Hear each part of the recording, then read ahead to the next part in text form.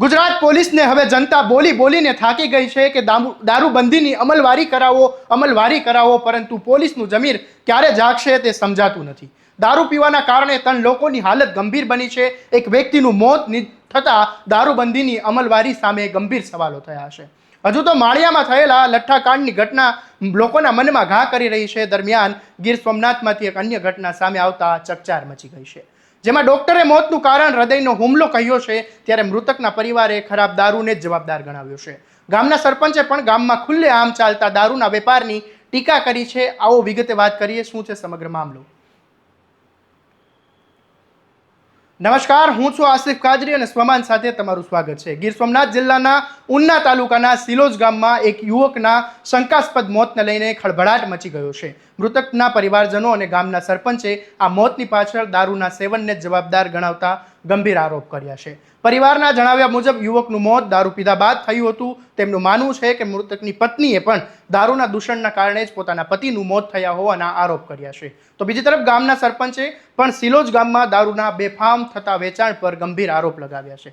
જોકે સમગ્ર મામલામાં તબીબ અભિપ્રાય કંઈક અલગ જ દિશા તરફ ઇશારો કરી રહ્યો છે। પ્રાથમિક માહિતી અનુસાર તબીબોએ હાર્ટ એટેકને મોતનું સંભવિત કારણ ગણાવ્યું છે। જોકે અંતિમ સત્ય પોસ્ટમોર્ટમ અને ફોરેન્સિક તપાસ બાદ જ સામે આવશે। પોલીસે સમગ્ર ઘટનાને લઈને મૃતકના વિશેરા સેમ્પલ લઈને વધુ તપાસ મોકલવાની કાર્યવાહી હાથ ધરી છે। સાથે જ એડી દાખલ કરીને સમગ્ર મામલે તપાસ શરૂ કરવામાં આવી છે।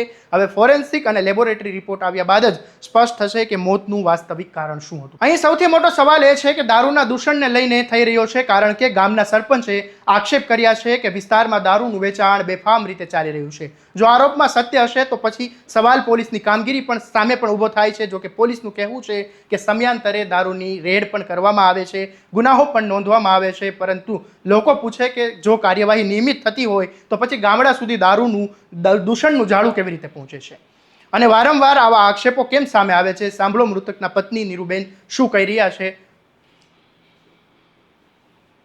સિલોજ ગામના છે, સિલોજમાંથી દારૂ પીધો છે ને દારૂથી જ મારા ધણીનું મોત થયું છે। આ દારૂ બંધ કરાવજો, આ દારૂથી જ મારા ધણીનું મોત થયું છે। મારે નાના નાના બસા છે, હવે હું કામમાં જામ ને શું કરું?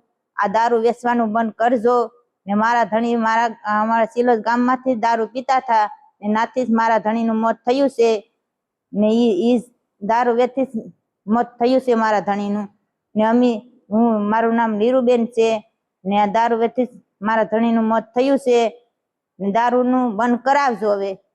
આના સિવાય અન્ય લોકોએ પણ દારૂ પીધો છે? આ બધીએ પીધો છે, એની હારે હતા ઈ હોતી પીધો છે ને અમારા ગામમાંથી જ પીધો છે, સિલોજ ગામમાંથી જ પીધો છે। હજી કાલેથી તો કેરીયુમાં આવ્યા હતા ને કાલ હજી હવારે મારો છોકરો લઈને હજી ને ગામમાંથી આવ્યો હતા, પાછા વયા ગયા હતા ને નાથી જ દારૂ પીધો, સિલોજ ગામમાંથી જ દારૂ પીધો, બીજે કઈથી પીધો નથી। આના સિવાય બીજા 2 લોકો છે એની હાલત કેવી છે? ઈ હાલત તો ઈ તો ના એની ઘેરે છે, ઈ અમને કઈ ખબર નથી, હવે ઈ તો એના ઘરવાળાને ખબર। તમારી શું માંગણીઓ છે? તમારી માંગણીઓ શું છે? દારૂ બંધ કરાવજો, અમારી ઈચ્છા છે। આ દારૂ ખૂબ ફરજિયાત બી છે, ઈ માણસ લોકોની બહુ નુકસાની છે, એને તમે બંધ કરાવજો, દારૂ જ બંધ કરાવજો, બીજું કઈ નહીં। મારા ધણીનું દારૂથી જ મોત થયું છે। કેટલા લોકો ગામમાં દારૂ વેચે છે ને કોને ત્યાંથી પીધો? 10-12 લોકો દારૂ વેચે છે, આખા સિલોજમાં અડધા લોકો દારૂ વેચે છે, એને તમે બંધ કરાવજો। તમારા જે પતિ છે એને કોને ત્યાંથી દારૂ પીધો હતો? ઈ તો અમારા ગામમાંથી જ પીધો છે, ઈ લોકો મીણાબેન ની નાથી જ દારૂ પીશે, ઈ વધારે પડતે। ઈ અત્યારે તમે ક્યાં છો? અત્યારે અમે દવાખાનામાં ઉના સરકારી હોસ્ટેલમાં છે। જૂનાગઢ જિલ્લાના માળિયા તાલુકામાં થયેલા લઠ્ઠાકાંડની ઘટનાને હજુ લોકોના મનમાં ભૂસાઈ નથી। તે ઘટના અનેક પરિવારોને બરબાદ થયા હતા અને સમગ્ર રાજ્યમાં દારૂબંધીના અમલને લઈને ગંભીર ચર્ચા થઈ હતી। હવે ગીર સોમનાથમાં સામે આવેલા આ શંકાસ્પદ મોતે ફરી એકવાર દારૂબંધીના અમલ અને ગેરકાયદેસર દારૂના વેપારને લઈને પ્રશ્નો ઊભા કર્યા છે। ત્યારે સાંભળો આ મામલે ડીવાયએસપી મહાદેવ ચૌધરીનું શું કહેવું છે। ઉના પોલીસ સ્ટેશન ખાતે કાલે રાત્રિના રોજ એક ડીઓ આવેલો, એમાં સિલોજ ગામના વતની ભાણાભાઈ મેણસીભાઈ સોલંકીનું હોસ્પિટલ ખાતે મરણ ગયેલ છે। એમાં ડીઓમાં ડૉક્ટરશ્રીએ લખાવેલું છે કે હાર્ટ એટેક આવવાથી મરણ ગયેલ છે, એટલે પ્રાથમિક ડૉક્ટરે જે તપાસ કરી છે એમાં હાર્ટ એટેક હોવાની શક્યતા છે। એટલે એ બાબતે એડી ઉના પોલીસ સ્ટેશન ખાતે દાખલ કરવામાં આવ્યું છે. એનું મરણ જનારની લાશનું પીએમ કરાવવામાં આવેલું છે અને સાચું કારણ જે છે એ પીએમમાં જે કોઝ ઓફ ડેથ આવશે એના આધારે આપણે નક્કી કરી શકશું. સર, વાત કરવામાં આવે તો ગામના સરપંચનો આરોપ છે કે ભાઈ ગામમાં ખુલ્લેઆમ દારૂ વેચાય છે પણ પોલીસ કોઈ કાર્યવાહી કરતી નથી. સર, અત્યાર સુધીના કેટલા કેસો સામે આવ્યા છે? સિલોજ ગામમાં અવારનવાર પોલીસ રેડ કરે છે. અત્યાર સુધી ઉના પોલીસ વિસ્તારમાં ઉના પોલીસે આ વર્ષમાં લગભગ 350 જેવા પ્રોહિબિશનના કેસો કરેલા છે. સિલોજ ગામમાં પણ અવારનવાર કેસો કરવામાં આવે છે. દારૂની જ્યાં જ્યાં બધી હોય અને જ્યાં જ્યાં પોલીસના રૂટીન દારૂની પ્રોહિબિશનની રેડો દ્વારા પણ અમે ડ્રાઈવ રાખીને પણ પ્રોહિબિશનની રેડો કરાવતા હોઈએ છીએ. એ વખતે પણ પોલીસ સફળ રેડો કરીને કેસો કરતી હોય છે. આ સિવાય દરરોજની દૈનિક કામગીરીમાં પણ પોલીસ પ્રોહિબિશનના જે લિસ્ટેડ બુટલેગર છે અથવા અન્ય કોઈ જો આવું નાનું મોટું ચોરી છુપીથી દારૂનું વેચાણ કરતા હોય એના વિરુદ્ધ પણ કાર્યવાહી કરે છે. હવે નજર પોલીસ તપાસ અને ફોરેન્સિક રિપોર્ટ પર રહેશે. શું યુવકનું મોત ખરેખર હાર્ટ એટેકના કારણે થયું હતું કે પછી પરિવારે જે આક્ષેપ કર્યો છે તેમાં કોઈ સત્ય બહાર આવશે? જો દારૂના દૂષણની વાત સાચી સાબિત થાય તો જવાબદારી કોની નક્કી થશે? ત્યારે આ મામલો રાજકીય રીતે પણ ગરમાયો છે, જેમાં કોંગ્રેસના પૂર્વ ધારાસભ્ય પૂંજા વંશ દ્વારા આકરા પ્રહારો કરવામાં આવ્યા છે. ત્યારે પૂંજા વંશ શું કહી રહ્યા છે સાંભળી લો. સિલોજ ગામના સરપંચ દ્વારા મને પણ ગઈકાલે રાત્રિના સમાચાર આપવામાં આવેલા કે એક ભાઈ દારૂ ના પીવાથી મૃત્યુ થયું છે. 2 જણા જે છે એ ઘરે પથારીમાં પડ્યા છે અને એક વ્યક્તિ પાવન હોસ્પિટલમાં દાખલ થયેલ છે. દારૂનું આ દૂષણ, દારૂની આ બધી માટે ભૂતકાળમાં સતત સમયાંતરે હું ધારાસભ્ય હતો ત્યારે અને ધારાસભ્ય નથી ત્યાર પછી પણ પૂર્વ ધારાસભ્ય તરીકે જિલ્લા વહીવટી તંત્રમાં પોલીસ અધિક્ષકને અને સ્થાનિક પોલીસ વહીવટી તંત્રને હું સમયાંતરે રજૂઆતો કરતો આવ્યો છું કે ઉના તાલુકા શહેરમાં અને તાલુકાના ગ્રામ્ય વિસ્તારમાં દેશી દારૂ, વિદેશી દારૂની બેફામ ખુલ્લમ ખુલ્લા પોલીસની મહેરબાનીથી ચાલી રહ્યું છે. આટલું જ નહીં, ગીર સોમનાથ જિલ્લામાં પણ આ જ પ્રકારે તમામ 6 તાલુકાની અંદર ગીર સોમનાથ જિલ્લા વહીવટી તંત્રની મહેરબાનીથી આ દારૂનો ધંધો બેફામ ચાલી રહ્યો છે. યુવા ધન જે છે એ બગડતું જાય છે. એટલું જ નહીં પણ ખલાસ થતું જાય છે. નાની ઉંમરની બહેનો વિધવા થાય છે, પરિવારો નોધારા થઈ જાય છે, આધાર વિનાના થઈ જાય છે. ત્યારે આ દૂષણને ડામવા માટે સમયાંતરે રજૂઆત કરવા છતાં પણ પોલીસની મિલી ભગત અને હપ્તા પદ્ધતિથી, કારણ કે પોલીસને આવક આવે છે, જો આ દારૂનો ધંધો બંધ કરાવે તો પોલીસની આવક બંધ થઈ જાય.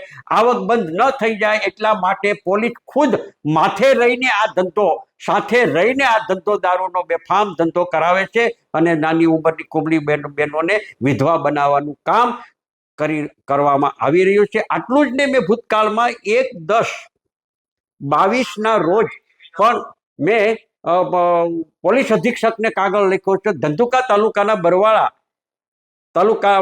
તાલુકાના રોજીદ ગામની અંદર એક લઠ્ઠાકાંડ થયેલો અને ઘણા બધા એમાં મૃત્યુ પામેલા હતા અને એ મૃત્યુને કારણે એ જ વખતે મને સિલોજ ગામના સરપંચે તત્કાલીન સરપંચે રજૂઆત કરેલી. રજૂઆત કર્યા પછી મેં મારા પત્રની અંદર પણ લખાવ્યું છે કે સિલોજ ગામની પ્રાથમિક શાળાની બાજુમાં બાપા સીતારામની બઢુલી જે છે એની બાજુમાં, જ્યાં સરકારી ઓફિસો છે એની બાજુમાં ખુલ્લમ ખુલ્લા દારૂ વેચાય છે, છતાં પણ ઉના પોલીસના પેટનું પાણી હલતું નથી અથવા એને કોઈ પણ અસર થતી નથી. એ પછી પીએસઆઈ હોય, સ્થાનિક પછી બીટ જમાદાર હોય, પીઆઈ હોય અને સ્થાનિક ડીવાયએસપી હોય અને જિલ્લા કક્ષાની મુખ્ય પોલીસ અધિકારીઓ હોય, આ બધાની મિલી ભગત, પછી એસઓજી હોય, એલસીબીજી હોય, આ બધાય છે એ મહિને હપ્તા પદ્ધતિ ચાલે છે. અને ભૂતકાળની અંદર તો વાંસોજ હોય, વાંસોજમાં તો એક મહિલા બેને પણ જાહેરાત કરી હતી કે પોલીસને અમે હપ્તા આપીએ છીએ. એટલે આ પ્રકારની સિસ્ટમથી દારૂનો ધંધો, અસામાજિક પ્રવૃત્તિ,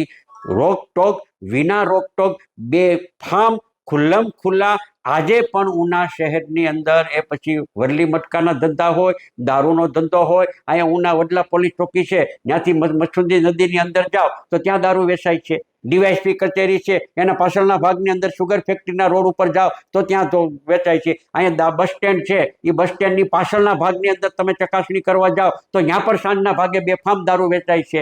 આ તમામ ખુલ્લમ ખુલ્લા દારૂ માફિયાઓ જે છે એ આ ધંધો કરે છે અને એ ધંધોની પાછળ પોલીસની ભાગીદારીથી આ બેફામ દારૂના ધંધાઓ હાટડાઓ ચાલે છે અને એના કારણે યુવા ધન જે છે એ બરબાદ થઈ રહ્યું છે. એમનો પરિવારનો માળો છે આખો વિખાઈ જાય છે. એમ આજે જે માળો સિલોજ ગામની અંદર વિખાયેલો છે, જેમનું મૃત્યુ થયું છે એમના પત્ની પણ જાહેરની અંદર કહે છે કે મારા પતિનું દારૂ પીવાના કારણે ઓલું થયું છે. સ્વાભાવિક રીતે છે કે આ જ પરિસ્થિતિની અંદર આને તો સ્વાભાવિક રીતે લઠ્ઠાકાંડમાં પણ કહી શકાય, કારણ કે એક વ્યક્તિનું મૃત્યુ થયું છે, એક દવાખાનામાં છે, 2 જણા છે એ ઘરે પથારીની અંદર છે. તો આનો અર્થ શું થાય છે? આનો અર્થ એ થાય છે કે એ દારૂ છે એ હલકી કક્ષાનો છે, ઝેરી અસર થાય એ પ્રકારનો છે. આનો અર્થ તો બહુ સ્પષ્ટપણે છે. તો આનો મતલબ બહુ સીધો ને સાદો છે કે તાત્કાલિક અસરથી ઉના શહેરમાં અને તાલુકાની અંદર જે દારૂનું વેચાણ બેફામ રીતે જે ચાલે છે એને તાત્કાલિક અસરથી બંધ કરવું જોઈએ અને એમાં જવાબદાર જે અધિકારી કર્મચારીઓ હોય એની સામે તાત્કાલિક અસરથી પગલાઓ લેવા જોઈએ. અન્યથા આવનારા દિવસોની અંદર અમે પણ આ બાબતને એક ઝુંબેશના ભાગ તરીકે ઉપાડીને દારૂનું દૂષણ છે એ બંધ થાય એ પ્રકારની પ્રક્રિયા આગામી દિવસોમાં કરીશું. આ ઘટનાએ ગુજરાતમાં ચાલતા ગેરકાયદેસર દારૂના વેપાર અને ખાસ કરીને સસ્તો અને કેમિકલ યુક્ત દારૂના વેપલાના વધતા ગેરકાયદેસર વેચાણ પર અને પોલીસની ભૂમિકા પર ગંભીર સવાલો ઊભા કર્યા છે. આ મામલે તમારું શું કહેવું છે? રાજ્યમાં દારૂબંધી હોવા છતાં વારંવાર સામે આવતા આવા આરોપો અંગે તમારો શું મત છે? અમને કોમેન્ટમાં જરૂરથી જણાવજો અને આવા જ વિગતવાર અહેવાલો માટે તમારા સ્વમાનને લાઇક, શેર અને સબસ્ક્રાઇબ કરવાનું ભૂલતા નહીં.